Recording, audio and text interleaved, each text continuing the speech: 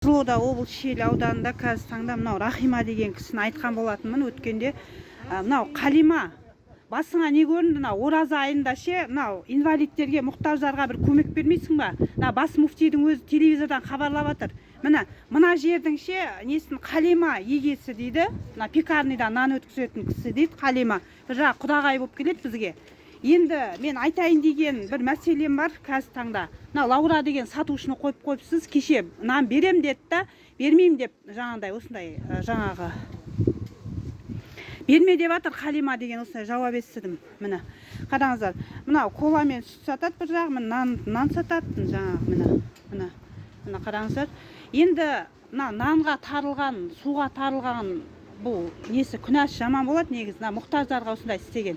Мен екінші топта инвалид едім, осындай қылып біресе берем, біресе бермеймін деп осындай алдар қаттып кеше шығарып салды.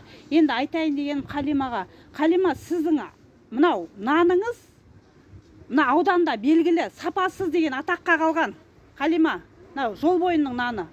Мына Қалима, мына жерден ешкім нан алмауды сұраймын. Өйткені себебі бір рет мен алғанмын, ішінің бәрі құм болып шықты.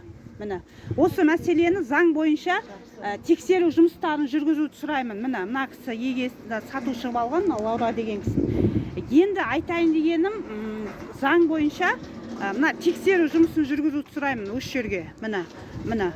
Өйткені себебі сапасыз болып шықты наны, бір рет құм жегендей. Енді бұл ұнды Россиядан алады дейді, піте жеген ұн деп осындай қылып айтып отыр, содан жабады екен. Сапасыз наны. Мен алғанмын өзім. Рахима деген сатушы тұрған кезде алғанмын бұл жерден нанды.